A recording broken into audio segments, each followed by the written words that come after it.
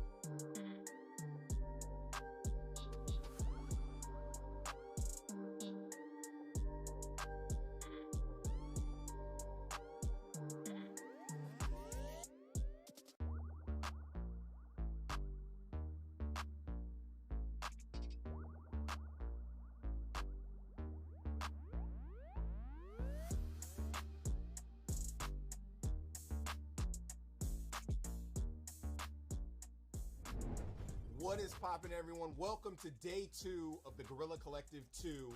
I'm so happy to be here. I'm your host, Justin Woodward, co-founder of The Mix, the Media Indie Exchange, an indie game team in Terabang Entertainment. I am with my co-host and beautiful... All right, we made it. Oh, you're beautiful, Justin. Almost didn't make it. We did.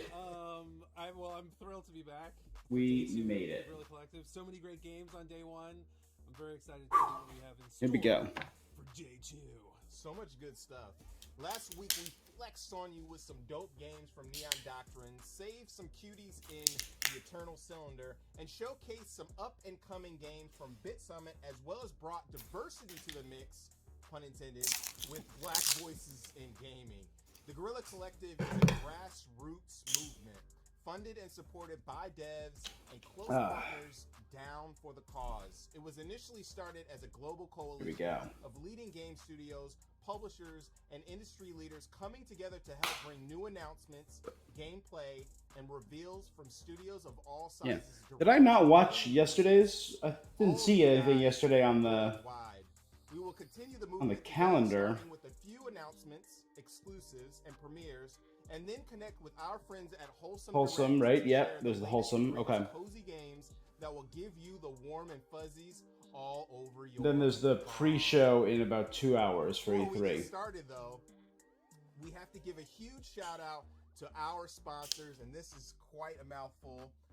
Shout outs to Good Shepherd, Humble Games, Tiny Build, PlayStation, Xbox, Kickstarter, Razer, Astro Gaming, our fellow devs and publishers, Two Awesome Studio, Akupara Games, All In Games, Goblin Studio, Graffiti Games, Head Up, Hype Train Digital, Neon Doctrine, Raw Fury, Thunderful, and White Thorn Games. That's a lot. I did it.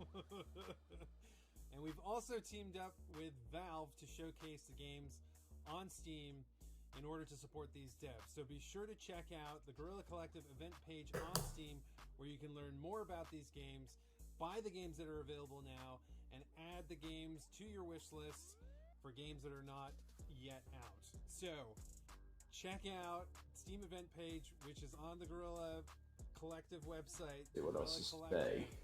.com. I barely made it through that. It was good. Shout out to our broadcasting partners for supporting and hosting the stream. Twitch, Steam, IGN, and GameSpot. If it wasn't for your guys' help, this would not have been possible. But enough lip smacking and yakking. Let's get started with a few Let's dive in. Do this. And an update from a game that we're all looking forward to checking out. I know you can't wait. Can you? Nope. What game? Depends on the game.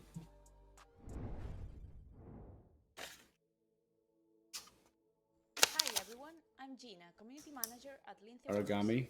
We are so excited to be able to show you this gameplay sneak peek of Aragami 2, our second game, arriving September 17th on PC, Xbox One and Series, PlayStation 4 and PlayStation 5. Alright. I never played the first one, but I heard good things about it. It's a third-person stealth game where you play as an assassin with the power to control the shadows. As part of your clan, you'll have to fight the invader armies to protect your people and to find a cure to the evil that afflicts you. The main pillars of Aragami 2 are stealth in its core, all new combat mechanics, and a robust co-op multiplayer system. This goes along That's cool, turning into a shadow and moving. Customization, and a wide variety of abilities and shadow powers, so each player can live this new story in their own way. So a supernatural Assassin's Creed, Ghost of Tsushima. I wanted the player to actually feel like a ninja, to be fast and agile, to use the environment in its favor, and the shadow powers to feel more organic. Now you can navigate through the map in a more fast and responsive way. You can double jump, you can use dash and shadow leap while in the air, you can hold onto walls and ledges.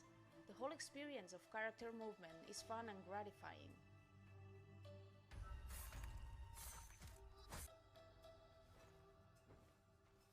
We also introduced special stealth covers, so now the character can interact with the special props, like tall grass, bushes and other vision occluding areas, in order to acquire special stealth behaviors and permitting contextual kills and KOs.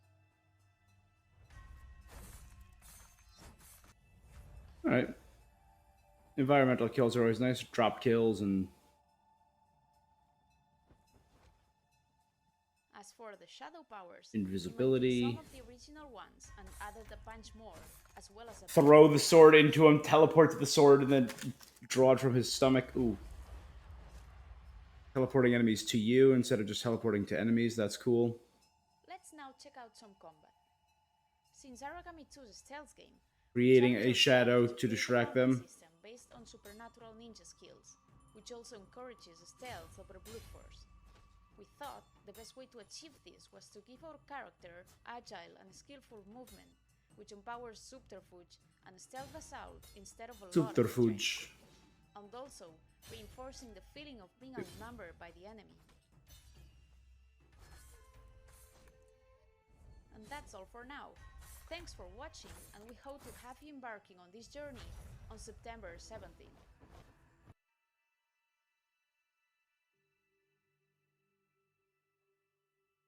Nice. Yeah, that looks entertaining.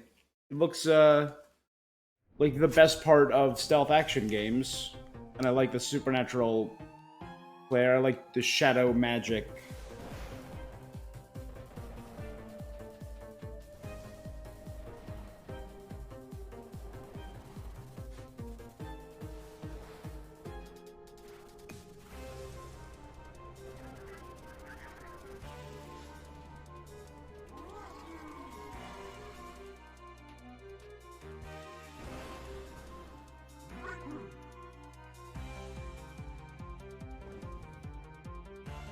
The firefighter game,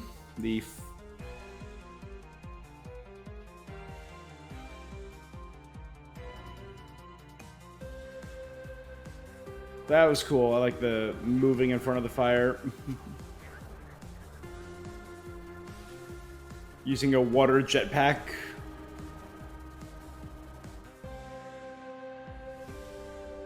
Fire Girl, hack and splash. That's hack and splash. That's cute.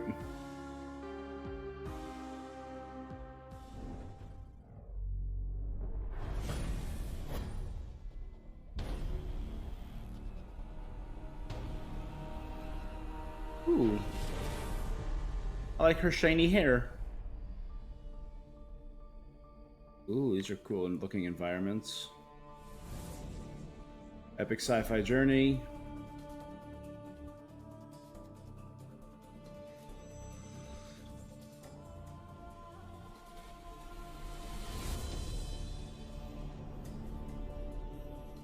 Karma system, be good or be bad.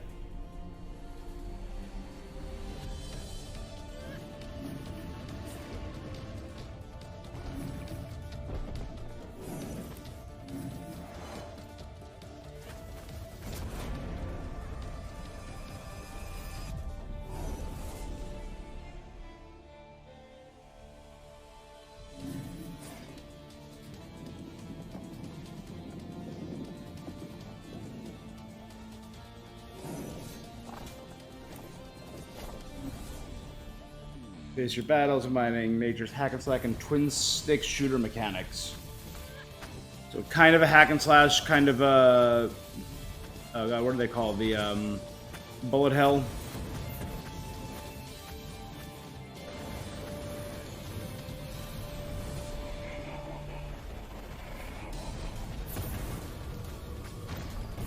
So some are like the back bosses, some bosses in the front in the action.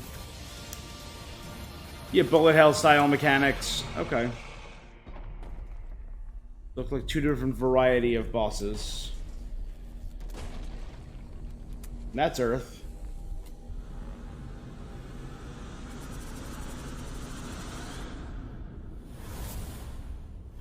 Batora Lost Haven.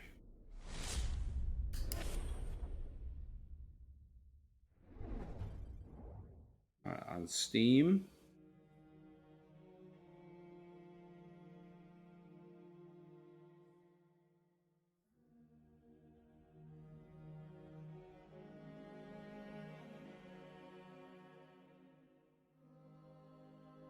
What do we got here?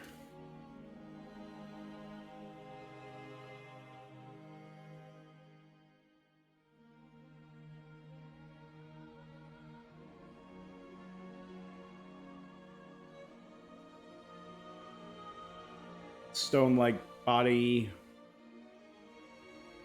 Or, oh.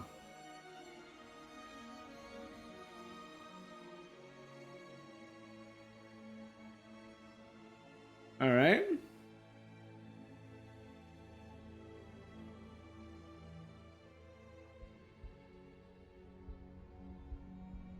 Grime. Grime or crime? I think grime.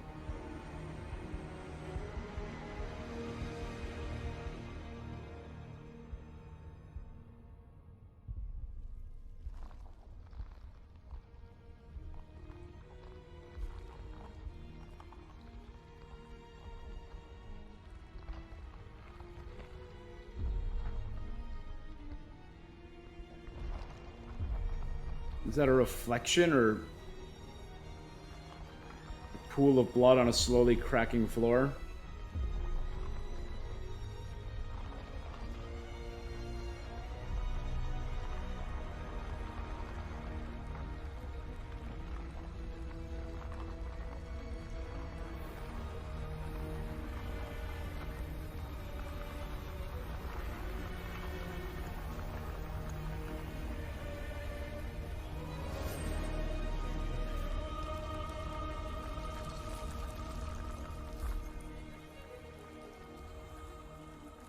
Ugh. Okay, rock person with black hole for head. Grime on Steam. All right, I'm not sure what kind of game it is. Grimegame.com, maybe I can find out. Coming this year, though.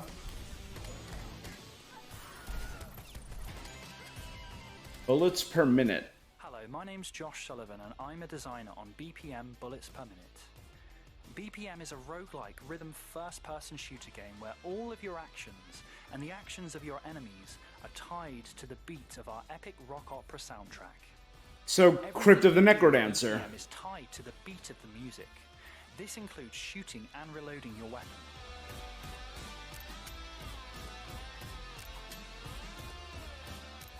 See how satisfying that sounds?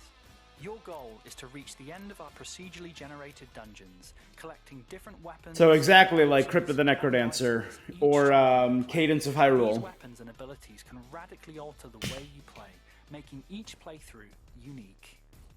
As the enemies are also tied to the beat of the music, fighting them can become an epic rhythm battle, making you, the player, feel like you're taking part in the soundtrack itself through your actions. Clearing each room will reward you with loot. The better you handled clearing the room, the better the reward. Alright. Makes sense. Each floor has either an armory or a library, where you can buy cool new weapons or find exciting, game-changing abilities that make slaying enemies to the beat even more satisfying. You can also find shops to purchase useful items for your Oh, run. big bird angel. Unfortunately, you cannot Chocobo. pet the bird. Oh. Maybe next time, though.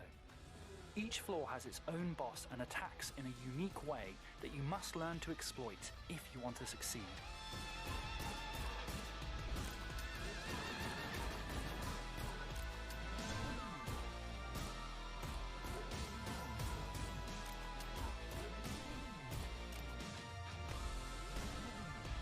It was like a slice the room in half.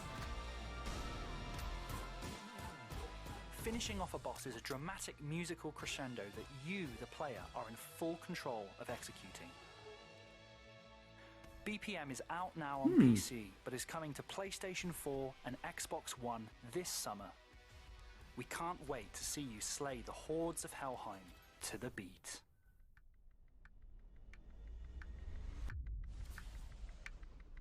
All right, summer 2021. So soon.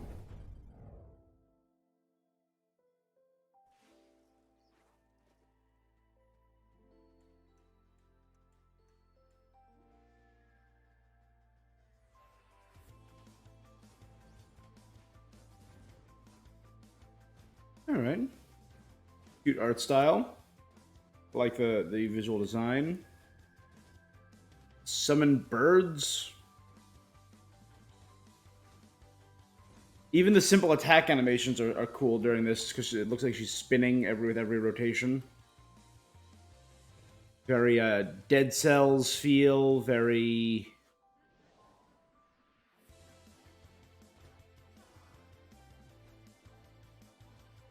The Messenger, bullet hell mechanics, in tune with combat.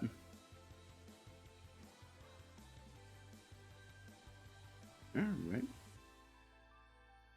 Cute. Akatori.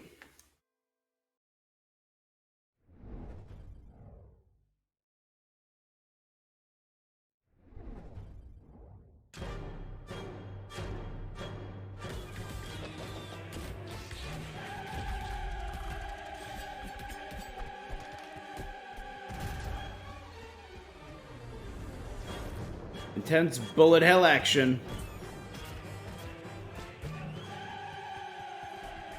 Oh boy.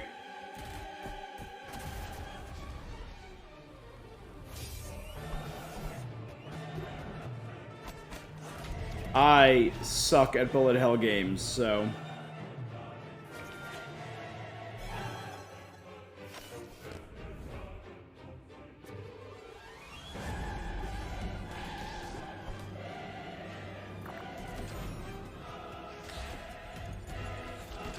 A lot of options, it looks like, though. Arcvale, or Archvale. Hello, I'm Sal Davison. And I'm Hannah Lee, and we are Humble Grove. A fantasy bullet hell, that's cool.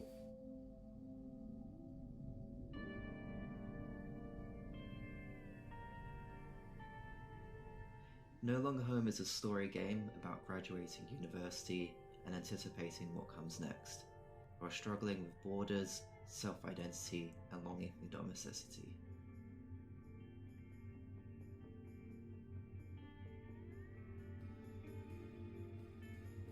In No Longer Home, you play as non-binary protagonists Bo and Zhao, who are based off Cell and myself. You'll explore an intimate flat filled with everyday objects, delve into Bo and Zhao's thoughts and insights, and mold your interpretation of the characters through branching, multiple-choice dialogue. Ao and Bo. The events in this game are based off our own experiences, and many of the characters and stories are based off people we know in real life. At the time, we were feeling disillusioned with education, disoriented and not sure what to do next. A disillusioned Growing coming up, of age trying story. to figure out their place in the world.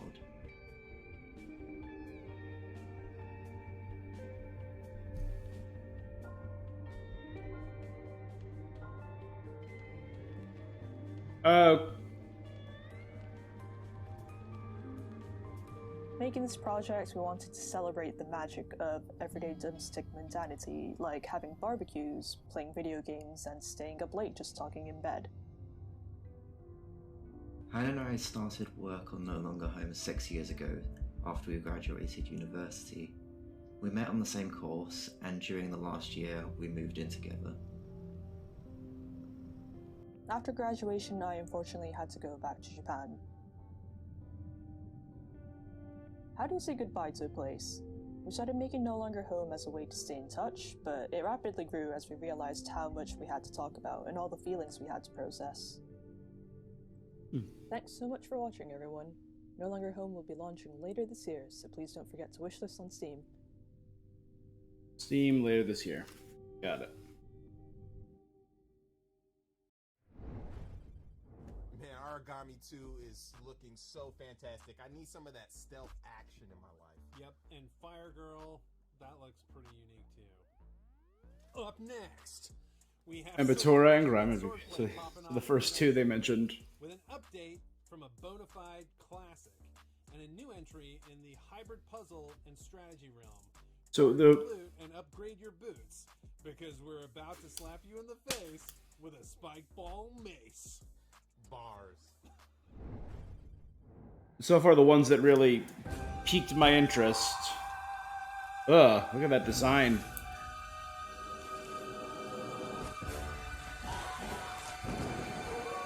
Oh my god.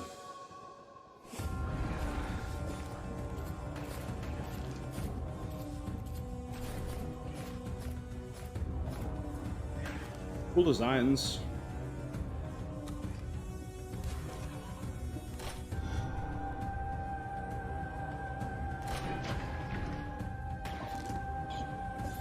Very quick-paced action.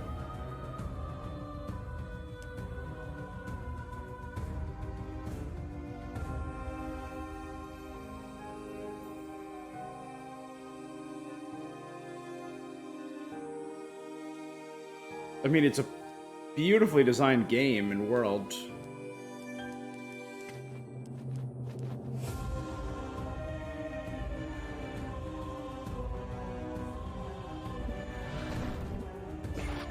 Magic, blades. Again, bullet hell elements, very popular. Very quick, never stop moving.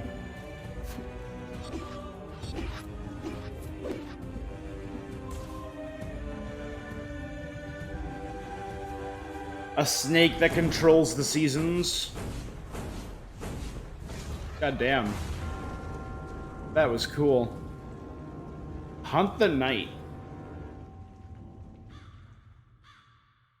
PC? I'll add it to my Steam wishlist.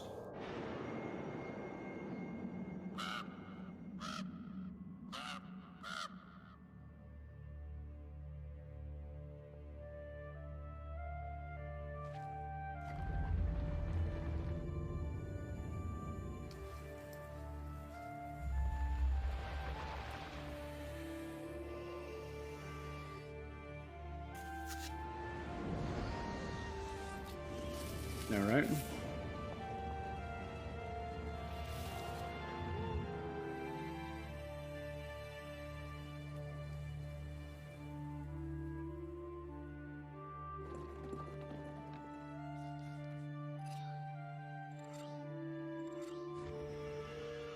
A spellcrafting, story-driven game.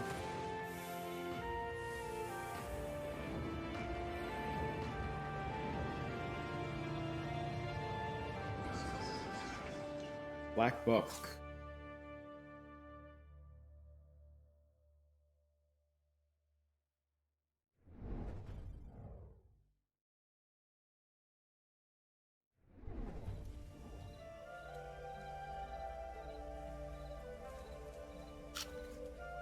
I guess we're in the fantasy area now because we've gotten 3 fantasy-esque games in a row. Oh, it's a fantasy card puzzle game?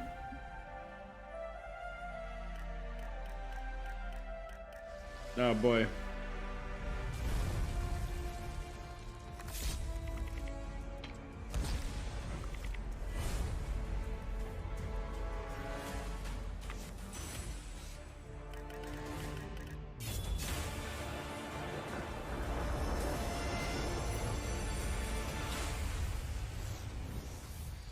Demon's Mirror, a card puzzler on Steam.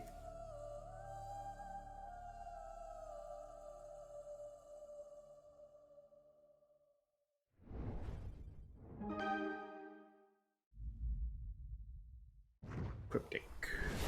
Ah, D&D. Greetings, friends. Senior game designer Slim Grant here to talk about the Bard. Stylish and flamboyant, the Bard uses the magic of music to defeat their enemies and cure their allies. This twisting of song and magic created a versatile gameplay opportunity we felt was compelling enough to make this our next class. In Neverwinter, Dodging their enemies with dancing lights, weaving in and out of the fray, or conducting a frenzied symphony of combat, the Bard never shies away from pulling out their instruments to string a few notes together. No matter what is needed, a Bard just is always skipping ready around to the take field. center stage and perform. And when the day is done, their enemies defeated and their allies safe, Oh, it's a the Bard bullet. becomes a source A of land entertaining shark. ballads and jingles that recount their tales of triumph. With that, we have reached the last crescendo, but fret not, for we are not at the finale just yet. There is more to this ballad that will be revealed over the next few months, so please, stay tuned. Alright, a Bard in Neverwinter. Hey everyone, I'm Miro, a developer from Straka Studio, a small Slovakian-based company that is working on a game called Loot River. Loot River is essentially an action roguelike which is about shifting dungeons around coming to Xbox and PC. And I would like to show you a new gameplay video which shows you controls of the game. A procedural generation used in the game shows you some areas, bit of combat, and perhaps. Oh, these the guys that did Super Hot? See in the trail. Such a cool experience. Loot River. Let's actually take it a bit slower at start. I'll show you some controls. You can move your hero around with the left stick, responding to your pressure, and you can also dash and dodge on controller with the A button. And you attack with the right bumper. That's your standard attack. It now changes into combos. It used to be just like one attack before, but now it's like 1, 2, 3, fluidly changing into one another for a better feel of combat. You can also do a heavy attack, or what you could do is charge your heavy attack for special damage. Ooh, right? And there are many different weapons in Loot River, and each is useful in Spears. and has different properties, and you can do different stuff with. Let's go to the first combat area now. He's talking kind of quietly. Maybe I'm just gonna turn up the sound for a minute. You need to navigate these platforms that we saw before, and you do it by standing on the platform and dragging it with the right stick, upwards, downwards, or in any direction you want. And You can move along the titular rivers. platform, yeah, one by one, if you will. Or what we could do instead is just like charge right in and do some heavy attacks and hope for the best. But that's usually not the best idea unless you have a large weapon. So instead we could, always Oh, so you can move platforms to separate enemies from each other. kill them completely and go for the big guy here instead. It's very dangerous. So what I'm gonna do instead is just charge my attack and slam the platform into it. Right. That's cool. You see, levels of Loot River are procedural, but they are handcrafted at the same time. What we do is design lots of smaller areas with possible connections and then let the computer assemble them and look for logical relations in between them. So even from small As a parry. you're already getting some interesting variations. Strength, vitality, endurance, dexterity, and intelligence. Combat on the platforms. Some can even lock platforms together, preventing you from sliding away. This platform is locked into place as soon as you... Okay. Others might wield long-range weapons, able to jump platforms or cause devastating damage. However, most of them have a weakness. Parry enemies burn really well.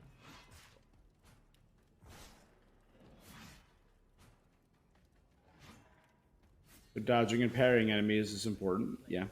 Obtain legendary weapons.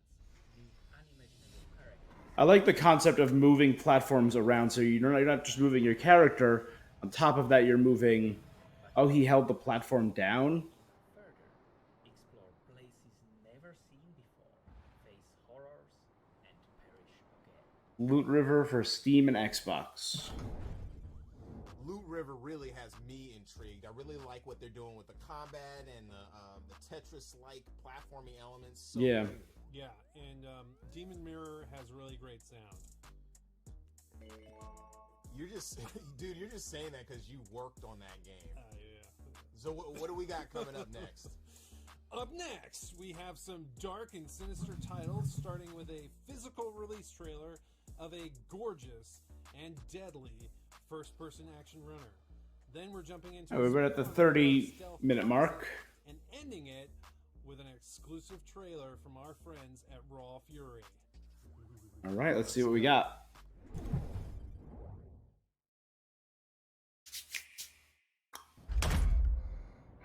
Switch.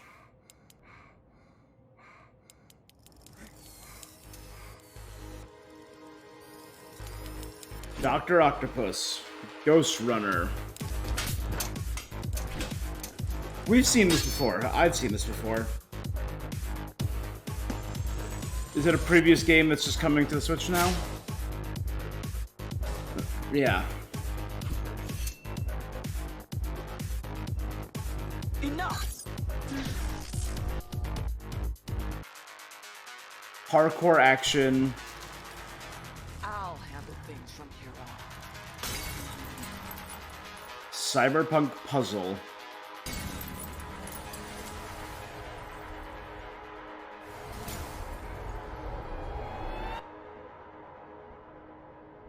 Run fast, slide fast, kill fast. If you don't do things fast enough, you die. June 30th for the Switch. That's cool. Ontaio de Daver. Later this month. Krautari abridi, res ufineti. Uzul adi oscaridue. Ugh. An angel wing, a devil wing, a red eye, a white eye, and 2 tiny wings behind them. Ugh.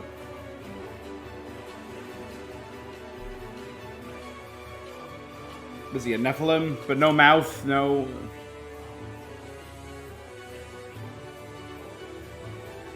Flying around. Os mesmos existem como absurda adimuterus.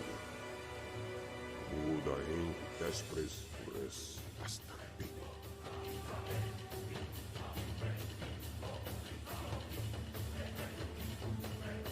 Oh, a lot of weapon options. A lot of weapon options. That is cool. So it's like an action platformer?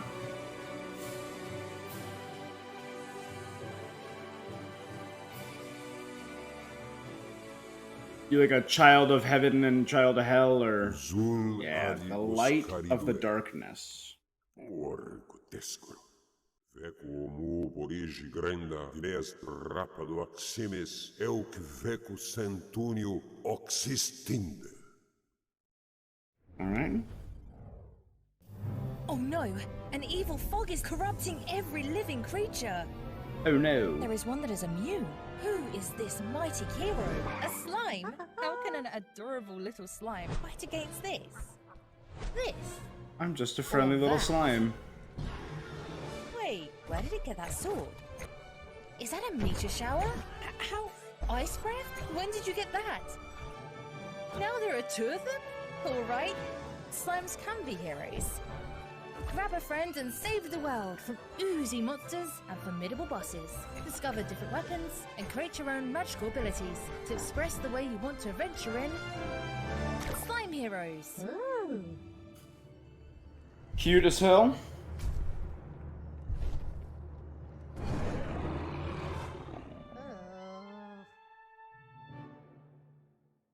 Alright. Demon Turf. Demon Turf.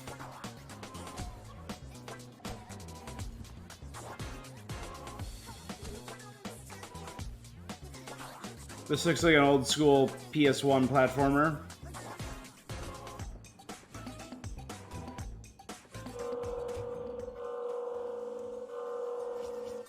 Yep. PS4 and PS5. I'm so excited we could finally announce PS4 and PS5. There is a lot of platforms. Oh yeah, PS4, PS5, Xbox One, Xbox Series X, Nintendo Switch, Steam, Epic Game Store. Oh. Basically, you'll be able to play Demon Turf anywhere. Yep. But what is Demon Turf exactly? Well, Lucy, take it away. Sure. So her goal is to take on the Demon King, who pretty much owns his place. Tall order, right? And apparently he's been challenging her for a while now. Her best friend Midgie is also part of this epic quest. But enough of all that. Let's check out some gameplay, yo! Sizzle real time.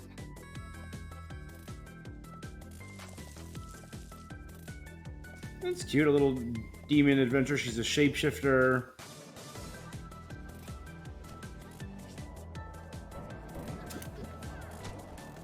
It's a very distinct art style, I will say. Beavis' moveset in Demon Turf has a lot of depth. Yeah, for sure. It's all about combined moves to feel badass.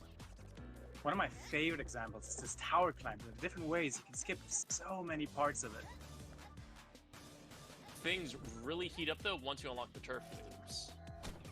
Oh yeah, yanking enemies around, rolling down highways, soaring through the skies. Becoming a wheel, turning into a bird. Combine it all and you get to see runs like these from our incredible speedrunning community. Still blows my mind every time. Mm-hmm. Beginner or pro, we hope to see you pull off some of these moves when Demon Turf releases sometime later this year.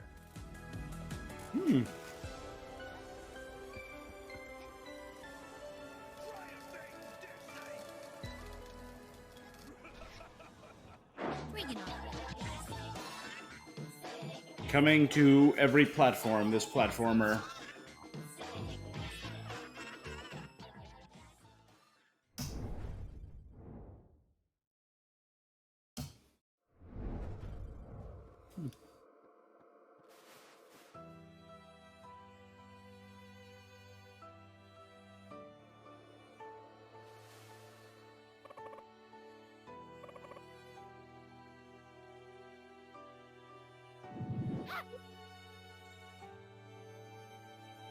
Art style kind of reminds me of, oh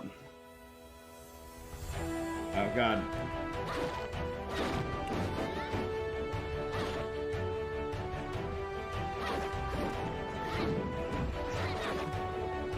Whatever. Equals of fantasy, exploration.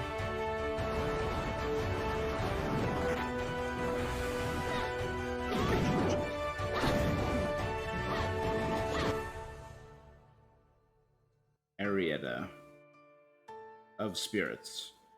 Aren't we getting like Kina and the spirits soon? So Arietta. PS4, Switch, Xbox One.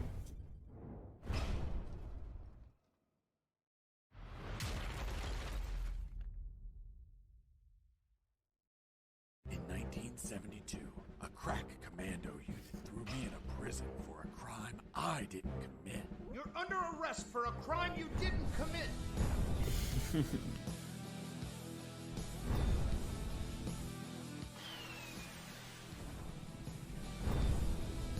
There was that Commando Squad game a few years ago that this kind of resembles. Hey, buddy, I have no paper. Here you are. You saved my ass, literally. You stole a one-eyed man's patch? That patch turned out to be handy to create a lethal weapon. What were you gonna shoot? Pebbles? Depleted uranium balls. Alright, so it's a Metal Gear-esque comedy.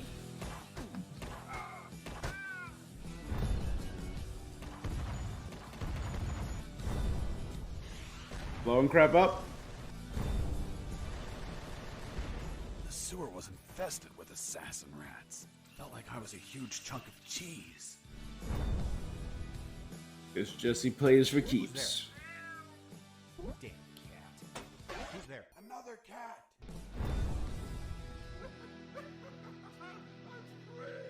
Fuck! Landmine! Wait! It's kill or be killed. Unmetal. That just looks funny.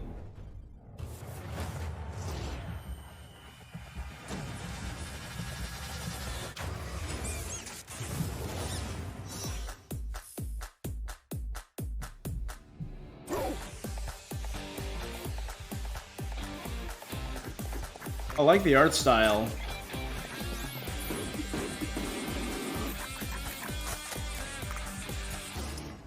Building a mech.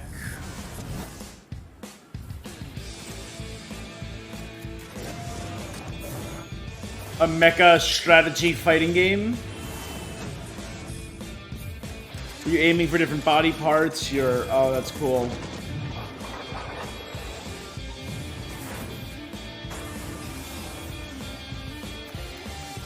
Knife Leopard.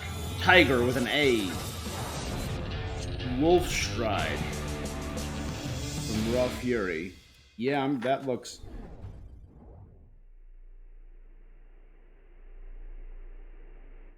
Hey, this is Matt, developer of Severed Steel, and I'm here to talk about some cool ways players have been playing the demo I released.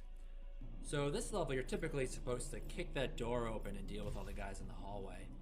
But players found a way that to looked really cool though. The carve a hole to the left Wolf of the Stride. door, like you saw, I'm all about that. which gets you into this hallway. It's a little bit safer, and there's some nice weapons to find in there. Ooh. Shoot out windows and then jump through them. A player did this cool thing where they throw their weapon down the hallway and then fight through the hallway. By the time we're at the end of the hallway, you're low on ammo or you're out of ammo, and you have a loaded weapon ready to go. When I first saw that, it blew my mind. I thought it was a super cool move. Players have been doing cool stuff with manipulating AI. So you saw I just got wrecked kicking down that door. But if I use the audio perception of the AI to kick a wall, lure them over, you can set up ambushes. That's really useful in the harder difficulties, where in the hardest difficulty, one shot kills you. So that's been a really useful technique. That's really cool. There's one stunt in the game that I didn't actually include in the tutorial, and that's the ability to jump and kick off walls. And on my Discord, players have been sharing really crazy footage where in rooms like this with a really high ceiling, they're jumping and kicking off enemies to get loads of airtime they can use to get really stylish kills. In That the is arcade cool. mode, you get points for stylish kills, and getting that airtime and killing enemies upside down really can rack up your score. I didn't expect players would figure out more advanced stunts like this, but there's a lot of really cool footage of players doing stuff like that. Been really thrilled with how players figured that out. That is pretty cool. And in one last clip, you could see some content that wasn't featured in the demo. A lot of players asked for enemy outlines to help discern them, so you can see I've added them here. And players asked for a double shotgun, which you see I'm rocking right now. I hope you enjoyed this preview of Severed Steel. It's slated for PC release late summer of this year, and if you like what you saw, definitely give it a wishlist on Steam. If you are a console player, there are also PlayStation Double 4 Steel? and Xbox One releases planned for shortly after PC. Thanks again. Oh, Severed Steel, sorry. Severed Steel.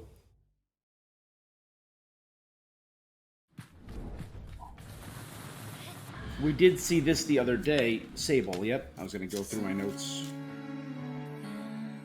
September 23rd, 2021.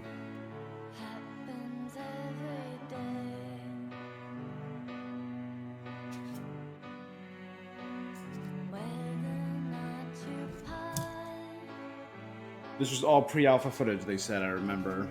I like the art style, though. It feels very Hayao Miyazaki in terms of the outfit design. Even stuff like that. They're riding a very simple flying machine.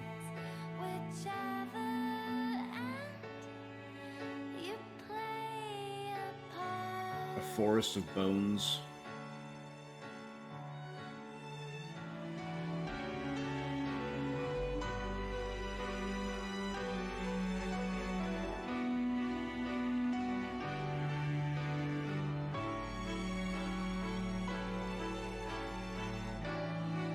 Right, and the gravity bubble falling thing.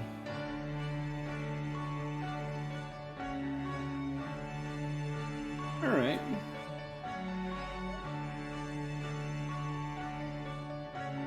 I'm curious what it's going to look like when it's done. Like, does the cartoony comic booky style, is that indicative of the final product?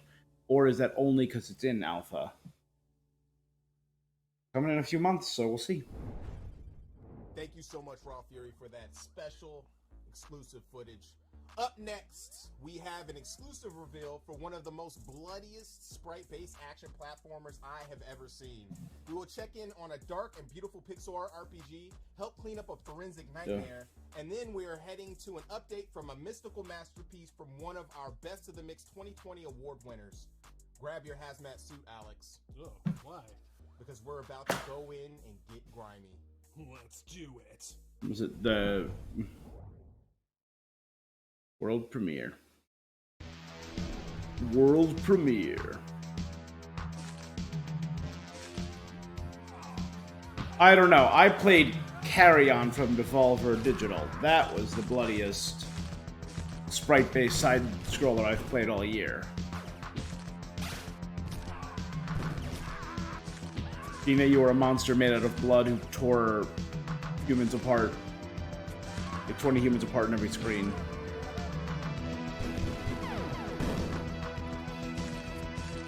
Gallons of blood.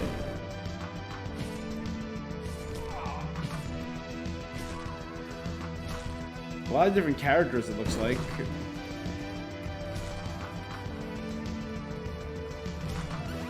Vampire power.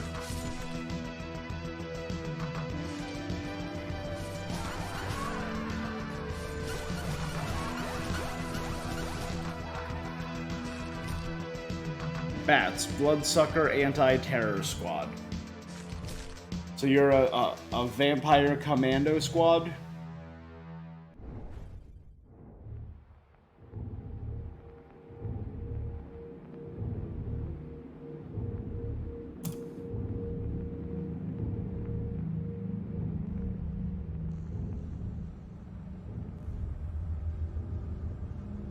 Alright, we will feast on them. Very post-apocalyptia.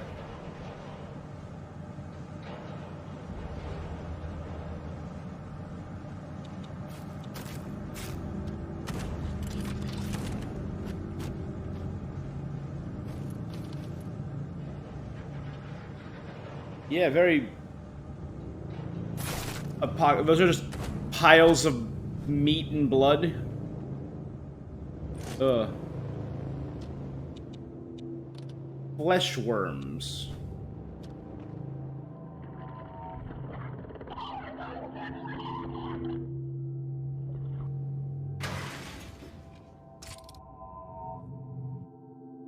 Okay. Someone asked for a piece of meat. That's a weird one. I'll admit. I didn't see that coming. Hello, my name is Jacek Głowacki and I'm the head of company development at Grow Distance. We're established by Bluebird team and we've just celebrated our 12th birthday. Our goal right now is to become a fully realized AA studio. My name is Krzysztof Ziomba. I'm a writer and game designer at Grow Distance. We make games with unique stories and visual styles, excellent soundtracks and captivating gameplay. We are known for our Vampire the Masquerade titles and Serial Cleaner. Our next game is its sequel, Serial Cleaners, a stealth action crime story set in 90s NYC.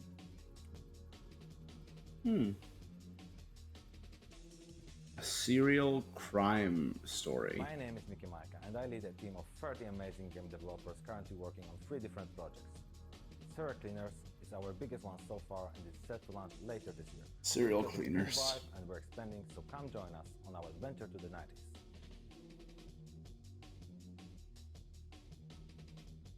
Alright. I'm Draw Distance. Are we getting a thing for it?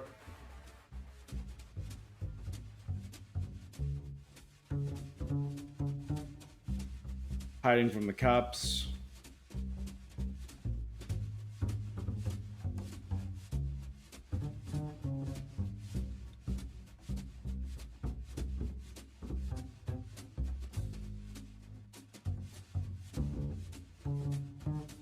I am digging the music.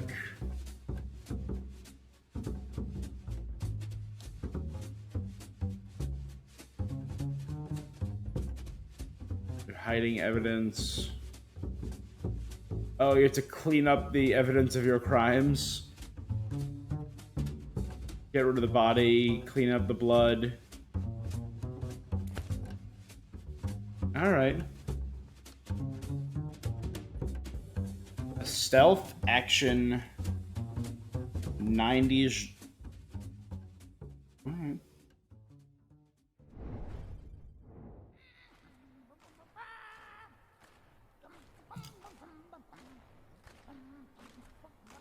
Now we're coming up at the 50-minute mark. I think they said this was going to be an hour long.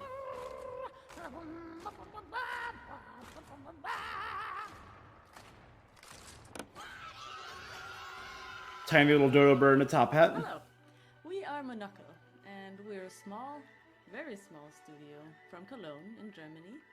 And what you see before you is our very first game, a cinematic platformer called White Shadows. Flight of the Valkyrie. So White Shadows is basically a modern fable.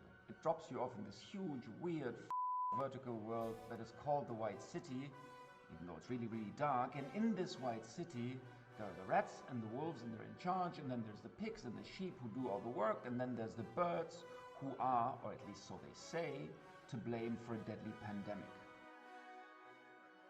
And then there's you, little raven girl, trying to change all that. So basically, this game is not really a puzzle platformer, it's more of a trip.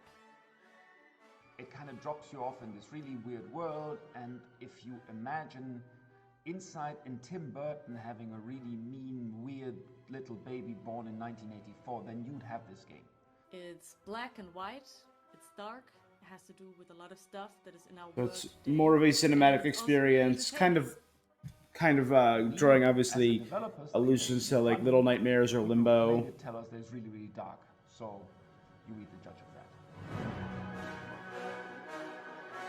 I'm seeing a lot of Limbo. I'm seeing some Little Nightmares. I'm seeing some Machinarium.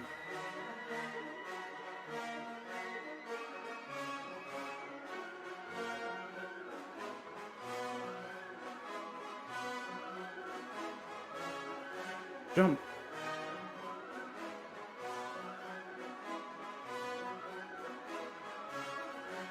Ever watchful.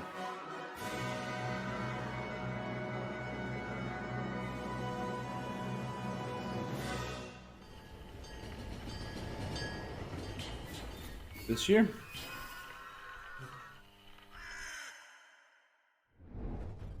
I got a lot of stuff to add to my wish list later. माँ दुर्गा, मुझे आपकी जरूरत है. Raji, an ancient epic.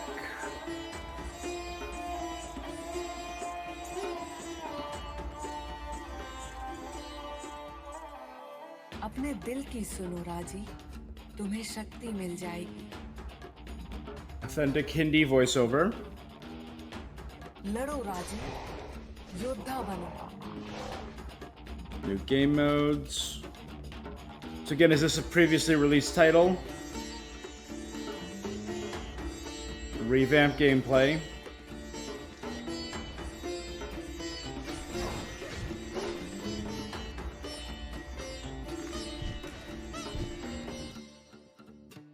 Raji, an ancient epic enhanced edition Q4 coming to everything.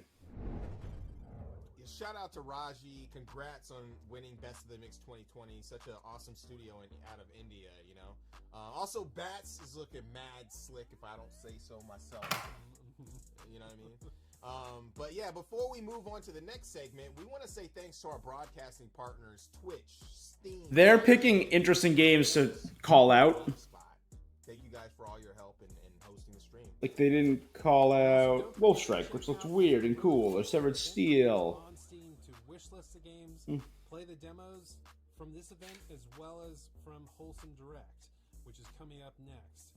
We have a link on the Guerrilla Collective website, guerillacollective.com. Up next, we're going to connect with our friends at Tiny Build. We're doing gargantuan things with really creative indie developers. Let's creep around the corner and say hello to our neighbor devs working with Tiny Build to peep. Tiny Build. Got it. Word.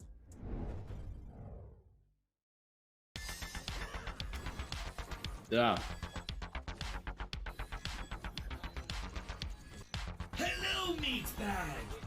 This is my game, Despot's Game. I will give you a group of puny humans, and you will lead them to the end of the dungeon. If you can get past my cute little robots, zombie wombies, and flesh-eating cabbage wabbages. Despot's Game is a roguelike auto-battler. That means that all the fighting happens automatically. It also means permadeath and randomly generated dungeons. In order to win, your humans will need weapons, or whatever you can find to use as a weapon. A pretzel? Combine different kinds of dumb items to create your own dumb army. Your army needs to be positioned. Did one of them have Kylo Ren's lightsaber? Genetically modified. Just don't get too attached to your little humans. They'll be dropping like flies. Let me tell you a little secret. If you make it far enough in the dungeon, you'll get the chance to fight other players! You probably think I came up with all this in order to... Are some of them shooting Kamehamehas or Hadoukens? Humans capable of conquering the universe! There's Sailor Moon over there. Wrong. I simply enjoy watching They're throwing the hearts. humans hit each other with refrigerators. You're in Despot's Game now! All right, one of them has. There's no responsibility Yeah, for salty tears. one of them had the Animals sword must from train Berserk, their games Guts' to Dragon's Lair. There was sending Sailor game Moon. sessions. Some of them were Not shooting recommended for children, Hadoukens. pregnant women, or people who have loud conversations on their phones in public. All right, that looks interesting. I will star that on my list, so I'll check that out. Is this a potion maker? Are you an alchemist?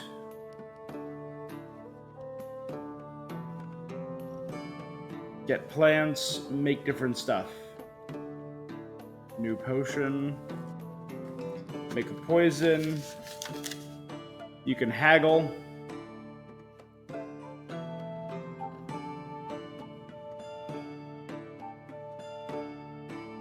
Yeah, you're haggling over money, you're exploring for different things, you're naming your potions and poisons.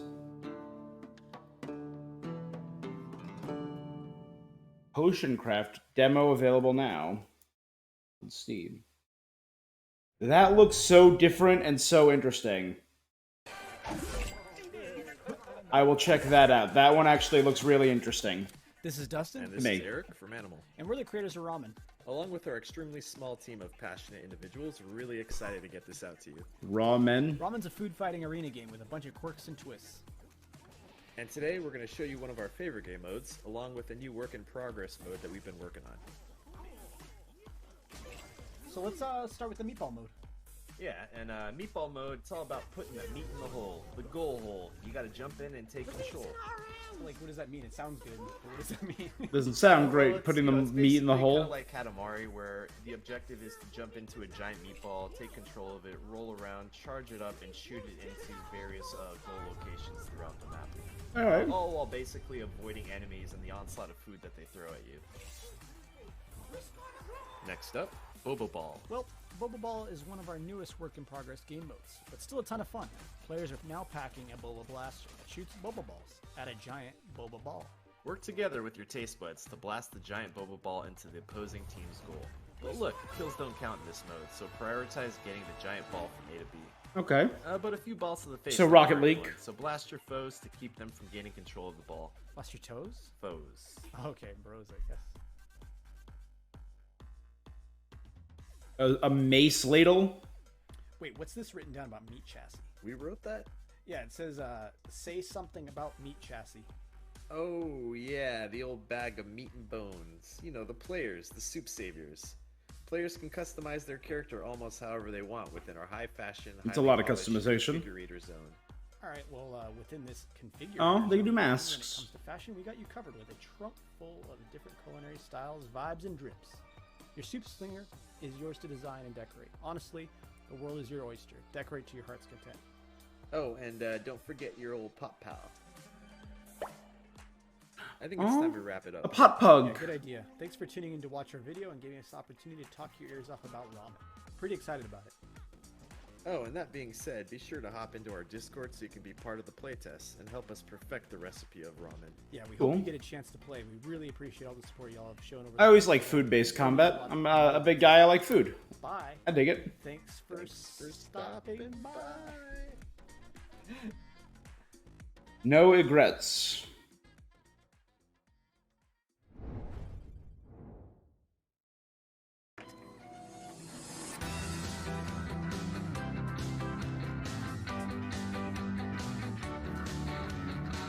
PSN style aesthetic, run a fast food restaurant.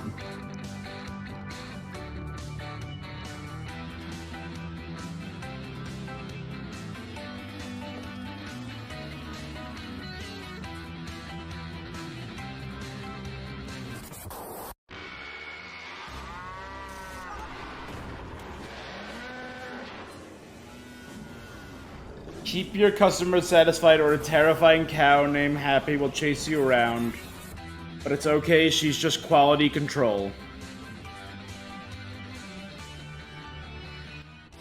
A fast food simulator. Nothing underneath it. Yeah, that cows do nothing underneath it. Oh god. Happy's Humble Burger Farm.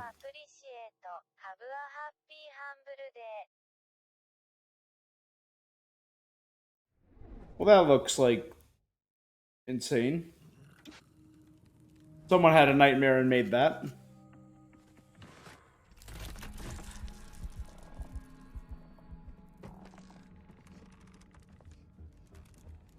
Nope. Meet the creepy, AI-driven Mr. Peterson. The neighbor. This character has one mission, keeping you from discovering his secrets. Hello, and welcome to Hello Neighbor 2. In Alright. this game, you'll be playing as a local journalist named Quentin, who is suspicious of his creepy neighbor, Mr. Peterson. For those new to the Hello Neighbor franchise, this is Raven Brooks, the sort of town where everyone keeps to themselves and goes about their lives. Normally, you would too, except a bunch of people have gone missing. And there's Or just simming, something strange according to about that. your neighbor, Mr. Peterson. Everyone is afraid of him. There have been rumors of children going to his house and never being heard from again. Some people say he likes to lock people up in his basement. But no one has any proof. So people just try to avoid Mr. Peterson, his odd house, and ignore the strange sounds coming from his basement at night. You have a feeling that Mr. Peterson is behind all of the neighborhood disappearances, but no one believes in your ideas and theories. And while you normally wouldn't break into someone's house, you're the only one who believes something is wrong and has the guts to ignore the truth. When you break into Mr. Peterson's house, you'll be going against an AI that is constantly evolving. Our goal for Hello Neighbor 2 is to provide unique player experiences. This is an experience that is driven by the community. Mr. Peterson's behavior is a combination of a neural network and algorithms that allow him to constantly learn from his experiences with everyone who plays our game. Oh, it begins boy. with the collection of player activity. Mr. Peterson takes note of player behavior, whether or not most players are likely to hide in a closet, use a certain escape route, or certain objects. As time progresses and he learns, Mr. Peterson's behavior may change and surprise you. How Mr. Peterson plays in one encounter with you might be different from the next, all due to his encounters with the game's community as a whole. In this way, the community's experience with Mr. Peterson changes over time, allowing for an AI that is developed through community actions, replayability, and great stories of neighborhood shenanigans. But these new experiences go beyond That's Mr. terrifying. Peterson. In Hello Neighbor 2, players can interact with all characters in Raven Brooks, and these characters share the same AI core, but behave differently and have their own stories for you to discover. So while you might think you're just playing the game, you're really contributing to the development and improvement of Mr. Peterson's AI.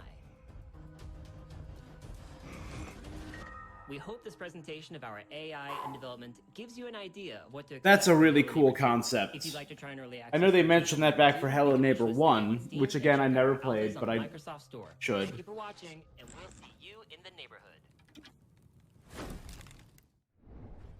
It looks so cool, and I love that concept. It will learn from you. Not this again. Trash Sailors! Trash Sailors. Pirate Guide. Every pirate knows that the real treasure is friendship. Just kidding. It's trash. I love you, trash. It's everything. Fuel, building materials, and weapons. Seriously, just stuff in as much trash as you can and let her rip. Just remember, this raft is your only home. Take good care of it, and if anyone dares set foot here, hit 'em with all you got. Too many greedy lovers want to get their hands on our marvelous, beautiful trash. Defend it to your last breath and steer carefully. Oh, Steer carefully running into buildings. fix anything that breaks. Ah, scurvy bilge-sucking son of a seagull. What are those spiders hanging from? And the good old ship's cannons aren't enough. Try the newfangled trash technology. Lasers and Gatling guns. Cinches up your sleeve. Use anything you get your hands on. They want to steal our trash? Let them try. We'll hit them with everything we got.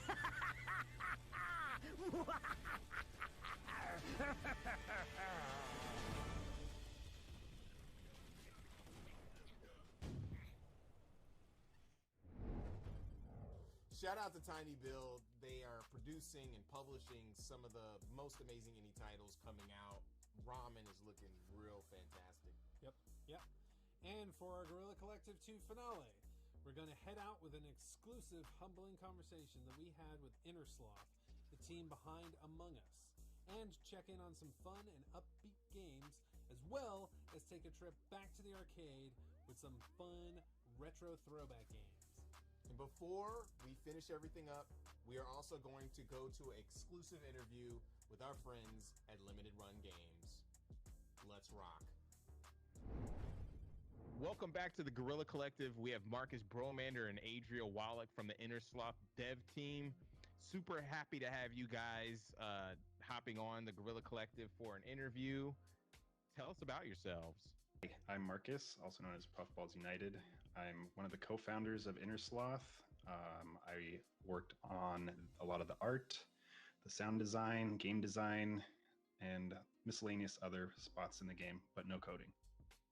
Hi, I am Adriel. I'm the lead programmer at Innersloth, which means I live in the code, I make a bunch of lists, I tell the other programmers what to do, and I fix bugs. I want to talk to you a little bit about the team and go into what you have in store for the game. But first, I want to ask you a couple of questions about the team and how you're moving forward. So first of all, for people who don't know, where did your studio name Innersloth come from, and who is repping the team? So when we first formed our company, me and Forrest, we were trying to come up with a name, and we were kind of just stuck. So we went on a random name generation site and just like click through, and Innersloth just kind of felt. For me, it was like I have the motivation to make stuff, but like the inside of me is kind of lazy, kind of it's hard to get motivated sometimes. So that the sloth really stuck to me there. You know, some people think that success is overnight, but you have all been grinding to make things happen with such a small team. What have some of the challenges been during the growth and iterative development of the game been? I would say, I mean, just in general, going from 3 people to we're at 8 now, I think, is such a different work environment completely. Like getting everyone on the same page is something that's we're still learning how to do. Meetings have to start happening. You can't just tell. I'm used to telling one person and then things go from there. And now I mean, yeah, they have a small studio with originally with 4 people. I have to learn how to write design docs. I can't just have it in my head and tell people. That's dope. And you've been like an integral part of the indie community with helping out early on, you know, with the mega booth, and then really orchestrating Train Jam and been involved in so many projects. How has it like? I understand how you kind of joined the team. How has it been on the opposite end of like, you know, communicating with Marcus and everybody on the team? It's been fun. It's been fun to be sort of in that transition. Look at that imposter right there. What is quote unquote the larger team? Look at that fake spaghetti and impasta.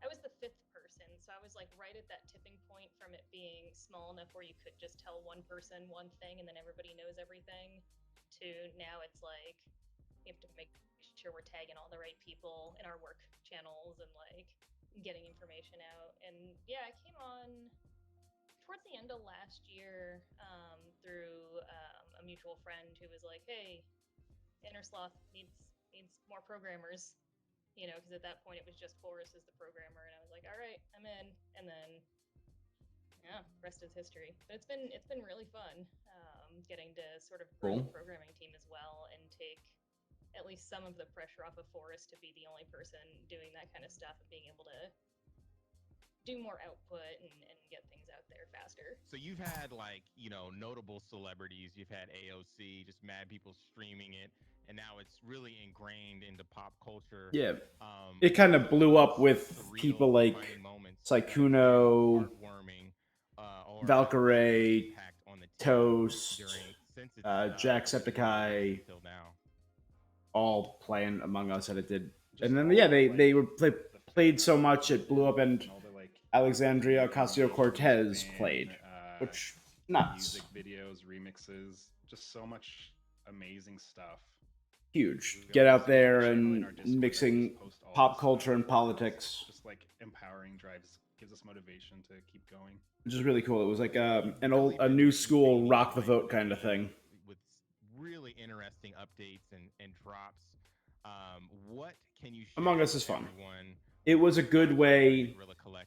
It blew up at the right time. I know it released back in 2018, but we do have 15 players coming, which means we do need more colors because there's only 12 in the game. Blew up with and so we're going to add during the quarantine here. I don't know if that's been happened at the perfect time. I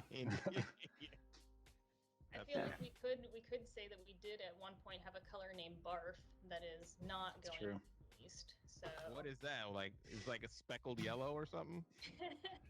Like a greenish yellow. Yeah, imagine Gross. mashed up peas. Like mashed up peas that you would feed a baby.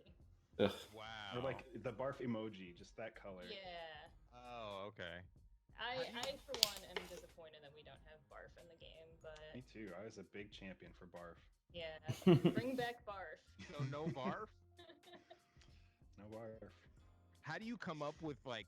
Because it seems interesting that you're just talking about, having the barf colors. How do you come up, with these different designs and ideas? The colors are super hard. We're trying to move away from having colors be the main identifier for each character. Cool. So we want to lean more into cosmetics. People like cosmetics. People like the So hats, but the I masks, still wanna the make them, at least to outfits. begin with, make them as distinct as possible. So I have to like pull up all the colors we have, and then think about like, look at the color wheel and go, okay, maybe we don't have anything in this little zone. I'll try something here, and I compare them together, and it's like, this one does look really similar to blue, or like, I could see this one getting mixed up with purple or something. But eventually, we're just gonna have to. I mean, there's only move away from that. so many colors out there that are distinct. It's awesome to have you guys. Thank you guys for joining us for this. Is there anything that you want to tell the fans? I mean, like, you can't do light red because it looks like pink. I get it. But there's still a finite amount. From the team. I mean, just thank you. That's the one that's just always there. Thank you for playing. Thank you for liking the game. Yeah, that's the same sentiment here. It's great. It's mind-boggling to be working on a game that this many people play and get like such an enjoyment out. Like I get texts from friends who are like, "Oh, my 12-year-old was playing with his friends and was bragging about knowing that his mom knows you," and I'm just like, "Aw." That is awesome. But yeah, thank you so much. Yeah, for it was doing a fun game. It was a great way to stay in touch with people with mass groups over a hard year. Thank you. So I'd say Among Us has earned a place in the video game sphere and the pop culture sphere for doing what it did at the time when we needed it. An animal staff management game.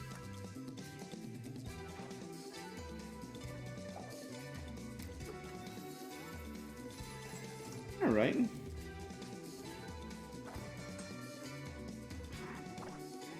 Run an animal casino. Blooming Business Casino.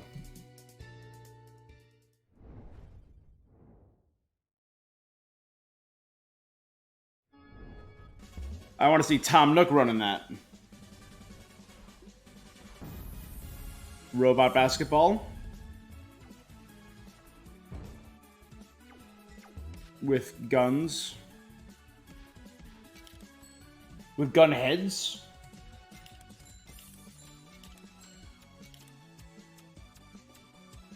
Roguelite campaign.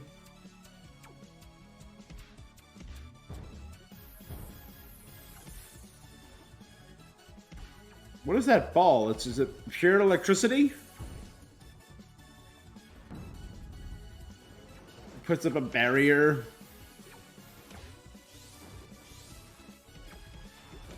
One to 4 players.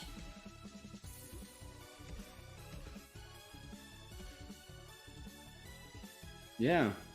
Seems like a good amount of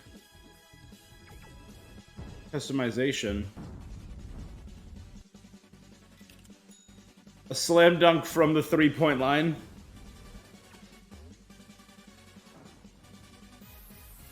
Robo dunk. Yeah. And now for the moment you Looks weird. King of the Hat is coming to Steam. King of the Hat is coming to the moment you've all been waiting for. Which means that you can wishlist the game. If you wishlist the game right now, you can win. You can win a washing machine. I got a washing machine. I'm good. Thank you, though. King of the Hat. You can win a sticker. Damn. Wow.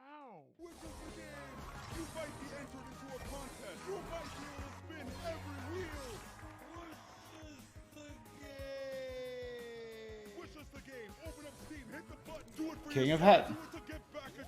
Hit the button and win!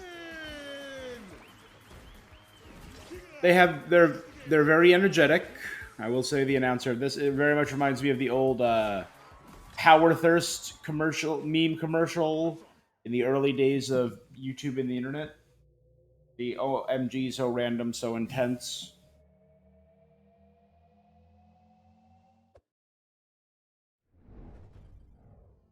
The lol, I'm so random.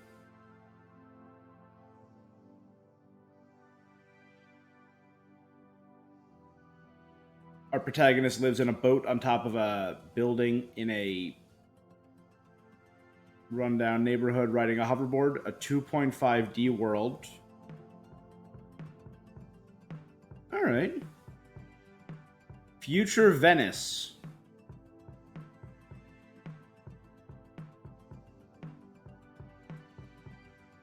Ah, what is that?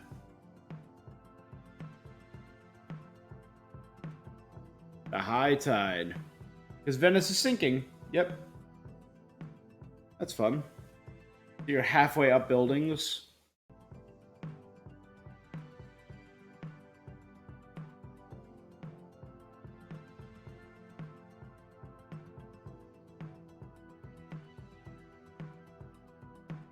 So it's a city simulator.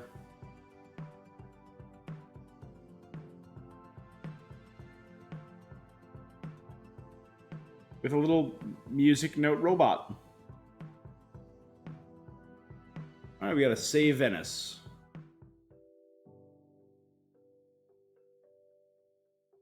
Aptly named Venice 2089. Kickstarter launching on June 20th. Ooh, this is pretty.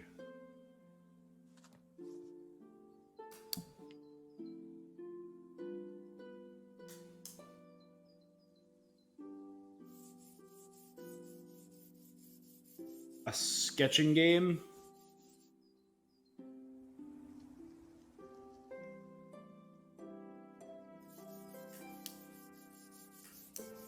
The landscape that he's currently working on. In a similar one in my room.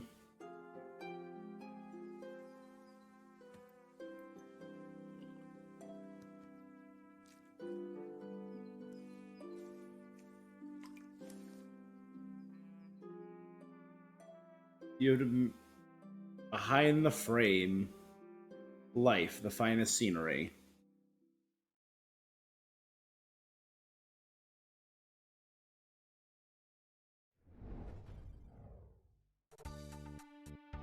Itsude Tales.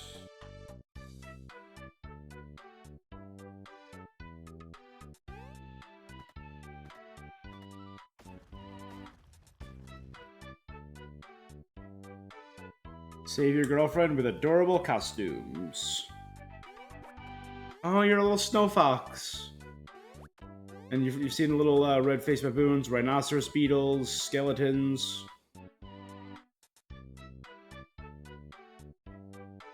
Turned into a fox, which is one of the staples of the kitsune.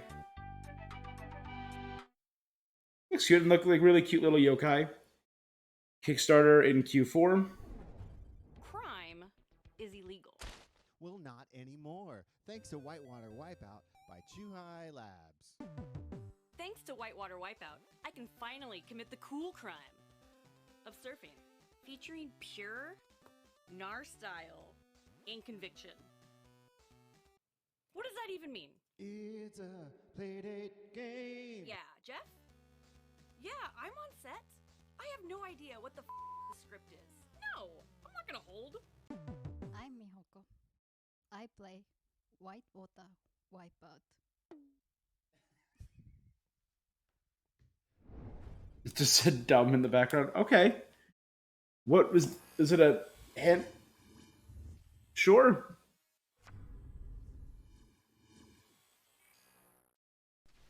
At King Wash Laundry, we pride ourselves on providing years of garment cleaning excellence. I feel like these games are getting weirder and weirder. Deluxe washing machines, but they stay for our professional professional service. Now pick up the clothes and load them into an empty machine. Wait a few minutes, then transfer to a dryer. While you're waiting, make sure to pick up discarded coffee cups and throw them in the trash. Thank you for choosing Arcade Mania. If you want to level up your takings and grow your arcade, just follow our All right, very step plan. 80s. Play your new game and set a killer high score. 2. Now watch as customers drop quarters trying to beat your score while you sit back and make fat profits. 3. Hell yeah. Run an arcade, run a laundry machine. Just use your personal computer to surf the internet, and you can order online. Now just wait for your new purchase to arrive and do it all again. Play, profit, purchase. Play, profit, purchase. Play, profit, pest control, purchase. With these steps, your arcade is guaranteed to grow and expand Pest control. into a glorious arcade paradise full of our biggest hits. Good luck, and always choose Arcade Mania. Always use the brush for particularly stubborn waste matter. All that remains to be said is, welcome to King Wash Laundry. Arcade Paradise. So that's how you get clever and you want to make a bunch of 2D arcade style games, make a bunch of them and put them within the context of an arcade. Run games. What is happening, Doug? Yeah, I love Limited Run. How much, man? Thanks for having me. I buy a lot of weird physical editions of games that are digital only. Has reached its 5-year anniversary. Can you tell the people about? I know Limited Run is doing their own show. I think on Sunday tomorrow. Yeah, so Limited Run Games, I started the company with my co-founder Josh Fairhurst. We started in October 2015 as a response to his dev company, Mighty Rabbit Studios, having trouble staying in business. We were off a big project and we didn't have a whole lot of work to do, so we were like, how do we stay in business? And then his biggest thing was we had one game on Vita called Breach and Clear, and he was like, you know, it'd be cool to at least preserve this game even if nobody wants it, so that way I have some proof that I did something and it's not all digital. Mm-hmm. So Great for game preservation. in October, and it sold out in 108 minutes, and kind of blossomed from there. Got contacted by Epic, Oddworld, WayForward, started really pulling in the partners, and we've done like over, I think like close to 700, 800 individual releases now.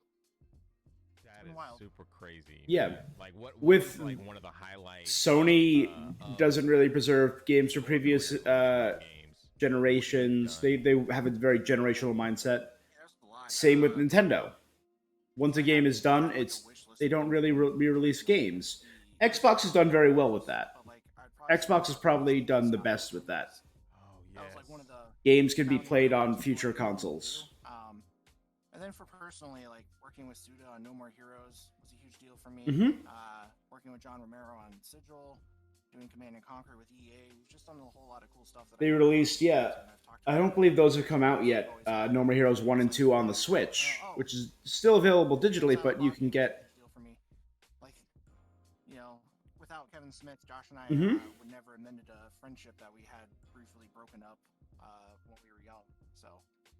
You know what I think is really interesting is Jay and Silent Bob Marlboro doing things in that, you know, in a limited. A bunch of the Shantae games they did. Like what kind of they did a lot. Packages that you guys. I think Return of Obra Dinn, a physical copy. Celeste, physical. When we started off, we were definitely very limited, and the reasoning for that was, one, it costs a lot of money and resources to do it, and we didn't want to be stuck with overstock because we can't afford to just sit on a product that takes years to sell out. Yeah, for sure.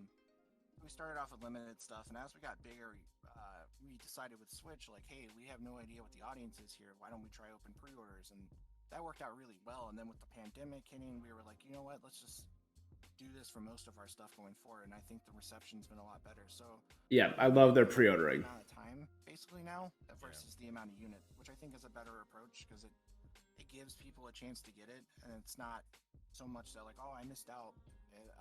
I mean, people still miss out, but now we work with places like Best Buy, Amazon, and GameStop, and some of our games are available at retail, which is another cool thing for our developers because, you know, as when you're younger, you're like, man, I wish one day my games could be on the store shelf, and now they can. That's so cool. And yeah, then we offer vinyl. We do collector's editions. Yep. We do press kits for companies. We do a whole lot of stuff now. They do a lot of vinyl music that is really We're always cool. looking to expand. We're doing the retro stuff like we did for Jay and Silent Bob. Yeah, it's awesome. I'm really happy with the stuff we've been able to do. Pretty much any idea here, you know, if an employee or coworker has an idea, it's like, why don't we run with it and see what happens and just test it out? Because you know what, if you like it, maybe there's an audience for it. You guys have an event. That's what you never know, yeah. Can you plug it real quick? I think everybody should watch it. Talk about your upcoming releases and stuff. We're doing our own E3 presentation called LRG3. It's going to be on June 14th at 4 p.m. Eastern. And we got a whole bunch of cool games in the lineup that June we're excited 14th. about. The show's being produced by one of the gentlemen from Mega 64 on his own. So today is the 12th, so Monday. Okay, so it's Monday I don't know. We just watched afternoon. the draft of the video, and it's really funny. And I'm kind of shocked actually that it came together so well. That is so awesome. All right. Everybody could check that out. You know. Oh, definitely.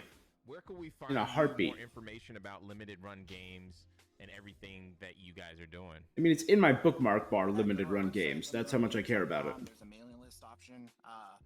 I'm on their mailing list. Frequently at Limited Run Games. We have a Twitch channel, which is twitch.tv/Limited Run Games. Any website you go to, just add /Limited Run Games. You might find us.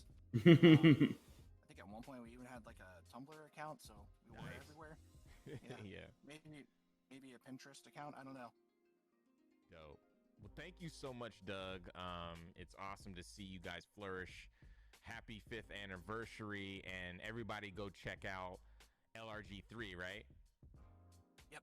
Thank you so much. For sure. LRG3, E3. That's clever. The Inner Sloth team was so humble, and they've had such a great journey. Congrats to them. Also, Limited Run Games coming up on their 6th year. They've been 5 years strong, working with indie developers to get their games out in a limited capacity in a physical kind of space, so many great games. Which is such a cool thing. Cool idea. The Guerilla Collective this year. Shout out to them, and thank you guys for joining us. Yes, and be sure to check out the Guerilla Collective event page on Steam, where you can learn more about these games, buy the games that are available now, or add the games to your All right, an hour and a half, not a bad event. that have not been released yet. Wish lists help, so do it. I've said it before, and I'll say it again. We also want to thank everybody who was involved to making this production possible. Wilmer Sound, of course. Thank you so much, Alex. Thank you. It's so great to be in this space. And we got the E3 pre-show in half an hour. Fully illustrated.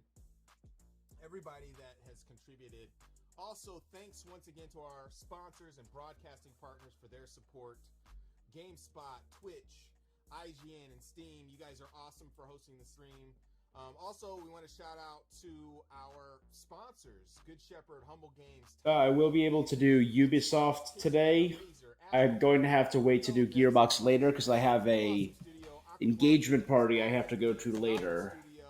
Graffiti Games, Head Up, Hype Train Digital, Neon Doctrine, Raw Fury, Thunder, and Whitethorn Games. I will be reacting live to Ubisoft Forward and the E3 pre-show in half an hour, but I will need to do Gearbox either later this afternoon or tomorrow morning. Before we head out, we're going to show the Wholesome Direct trailer and come back with our friend, Jenny Wyndham. Stay tuned. I will not be going to the Wholesome Direct, but I'll watch the stinger for it.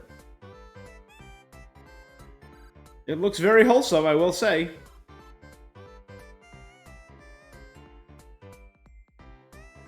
Oh, a little salamander. Witch and a cat.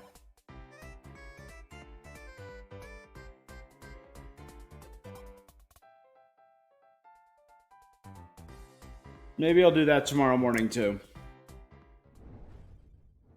Such a cozy and warm trailer. That was very nice. It was really, really nice. Yeah, tomorrow I'm gonna have to do Gearbox Jenny Wyndham, aka Kim Chica, on the line to get started with the Wholesome Direct. and Wholesome Direct. Jenny, how is it going? Yes, thanks Justin and everyone at the Guerilla Collective. Also congratulations to all of the devs who showcased. You all did wonderfully. I can't wait to play all of your games. And Oh, I like she has a paper Koopa shell, and a Korok, and a Moogle. game announcements, exclusive footage, developer interviews, and it's just going to be a wonderfully cozy time. So hope you all enjoy it. Thanks so much, Jenny, for joining us. Looking forward to checking out the show. That wraps up the Guerilla Collective. All right, not 2. bad. I am your host, Justin Woodward, with Alex Wilmer. Make Not sure bad, you follow guys. us on Twitter at Guerilla Collect, not Guerilla Collective, and on all other social media platforms at Guerilla Collective. You can check out the mix at Indie Exchange on Twitter and everywhere else at Media Indie Exchange. Stay tuned for Wholesome Direct. And All soon. like. Peace.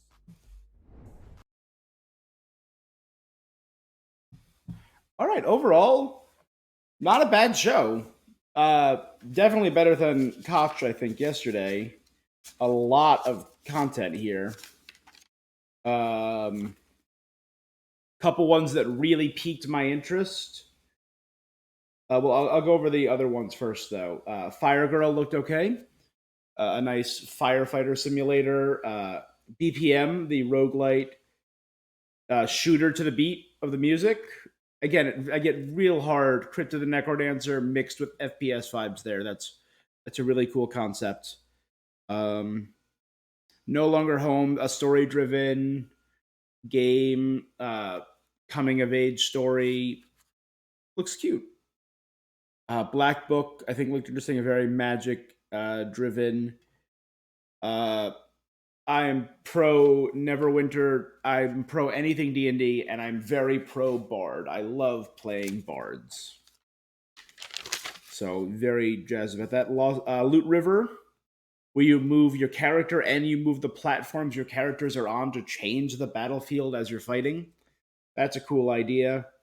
Slime Heroes looked cute. Demon Turf looked cute. Arietta of the Spirits looked cute. Bam, bam, bam. Unmetal looked funny as hell. It looked very comical, very funny. And Severed Steel looked like a really cool action game. And I kind of got super hot vibes from that. The quick aiming action. White Shadows looked really neat. The cinematic Limbo-esque story. Raji and the Ancient Epic. Rawman, Hello Neighbor 2. Venice 2089, Behind the Frame, and Kitsune Tales. Those were all things that really piqued my interest. But now for the ones that really got me going were Origami 2. That looked really cool. The shadow manipulation, really cool stealth mechanics. I'm a big fan. When I play Assassin's Creed, yeah, I'll occasionally end up in a brawl, but if I can set up a stealth kill, same with like Hitman, same with Ghost of Tsushima, which I just finished a few weeks ago. I know it was the less honorable path in that game, but I loved setting up stealth kills and just pop. Batora Lost Haven just looked beautiful. A top-down sci-fi. It kind of had like a MOBA-esque feel, like a League of Legends feel, I think, but it looked really cool. It had a cool environment, a cool world building system, so I'm intrigued in that. I'm going to look into that more. Akatori, which was the young girl with the staff, side scroller. It looked very quick paced action, very Dead Cells, very The Messenger, a fun side scrolling action game that just looked cool. Hunt the Night. I'm intrigued to know more about that. It's going to be on Steam. It's a bullet hell action RPG. The thing that immediately drew me to that was the incredible design work on the sprites, and the incredible background and art aesthetic of it. Really, really piqued my interest. Ghost Runner. Again, I know it came out last year, but it's releasing for Switch later this month, so I'll definitely look into that. Wolfstride, a mech fighting game. So it's going to be a big part strategy, moving closer and moving away from your enemy. That looked really interesting. That looked really cool. Despot's Game, a roguelite auto battler. And the thing that sold me on that made me put a star next to it, was the pure ridiculousness of... We saw people going in that trailer. There were people throwing Hadoukens. There was clearly Sailor Moon with the pigtails shooting hearts. There were people with Kylo Ren's T lightsaber, and there were with the cross guard. There was guys running around with just the biggest anime swords that reminded me of Dragon Slayer from Berserk. And you can hit people with refrigerators or a pretzel. Funny, fun, cool. I'm in. And the last one that really did it for me in a weird way that I would not have expected is an alchemy-based potion game called Potion Craft. I'm probably going to go try the demo on Switch at some point this week. It just looks so different and non-combat oriented. You're collecting plants, you're experimenting with them, you're making potions, you're helping customers. I'm on board. Overall, an hour and a half well spent, a lot of content. That was a deluge. That was 1, 2, 3, 4, 5, 6, 7, 8, 9, 10, 11, 12, 13, 14, 15, 16, 17, 18, 19, 20, 21, 22, 23, 24, 25, 27, 28, 29, 30, 31, 32, 33, 34, 35, 36, 37, 38, 39 games, maybe one more that I missed. So that would have been 40 exact. And a meeting with the Among Us devs and Limited Run Games, who I will be tuning into LRG 3 for on Monday afternoon. Overall, really good content, a lot of stuff to look forward to. Like they said, if anything that you saw on there piques your interest, give it a wish list on Steam. You know, it doesn't hurt you, and it just bolsters the cred. It bolsters the credibility and the feel of that game, and it shows people are interested. Maybe can attract more developers. Maybe can attract more people to it. But guys, that's where I'm going to wrap up. If you're watching this on Twitch, give me a follow. Then go over to YouTube, like, comment, and subscribe. If you're watching this on YouTube, like, comment, and subscribe. Then go over to Twitch and give me a follow. Guys, that's going to be it for now. We got about 20 minutes. I'm going to be back, and we will be moving on to the E3 pre-show. All right, guys. Have a good one. Until next time.